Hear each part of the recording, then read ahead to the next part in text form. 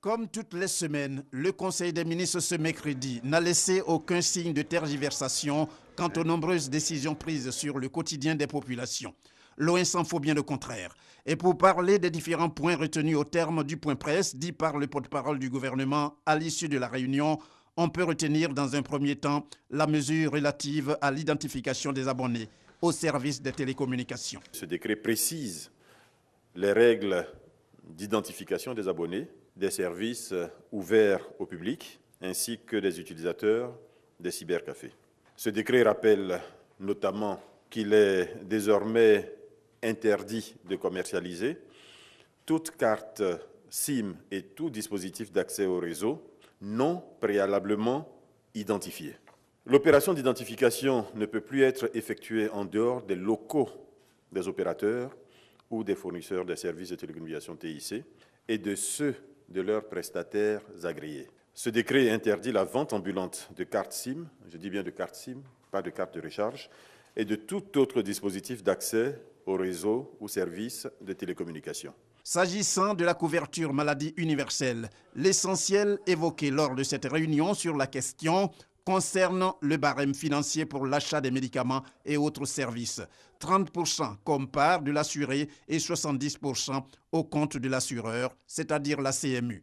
Ce décret établit en application avec la loi instituant la couverture maladie universelle le barème des tarifs des actes de santé et des prix des médicaments pris en charge par la CMU.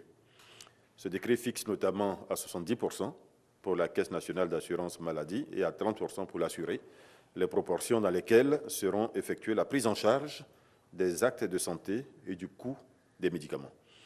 Ce décret précise que ce taux peut être modulé pour les personnes jugées indigentes ou dans certains cas spécifiques en lien avec des objectifs de santé publique, par exemple quand il y a une épidémie.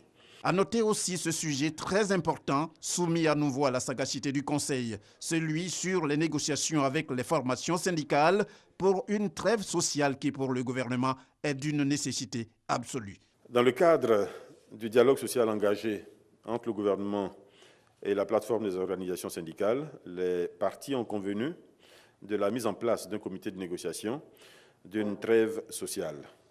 À cet effet, un projet d'arrêté a été signé par le Premier ministre et transmis aux organisations syndicales ainsi qu'au Conseil national du dialogue social pour observation.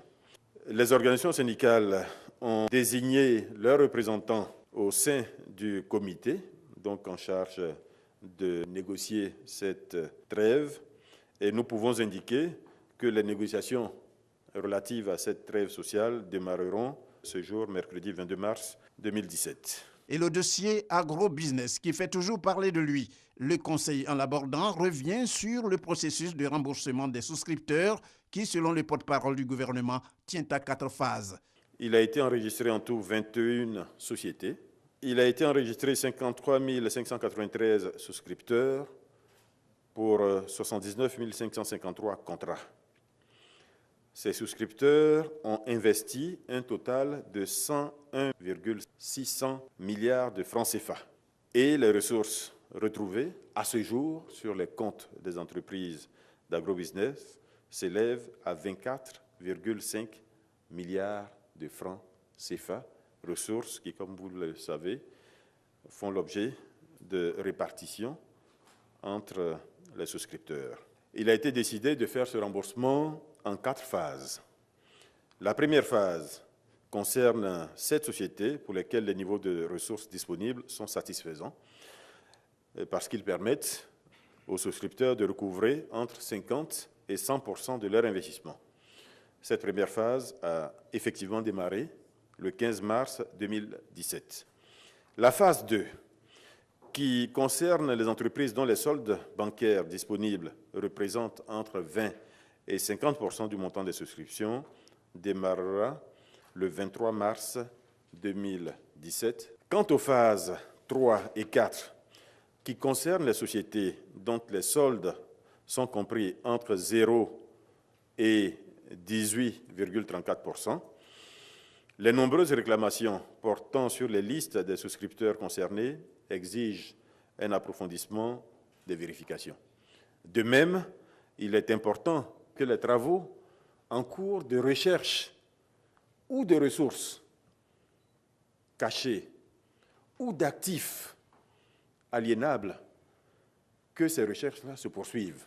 L'objectif étant de rembourser le plus possible aux souscripteurs. C'est pour cela qu'il a été décidé de mettre les entreprises qui sont dans cette situation à la fin du processus. Par ailleurs, le Conseil s'est fait une idée de la première édition de l'opération Grand Ménage lancée récemment.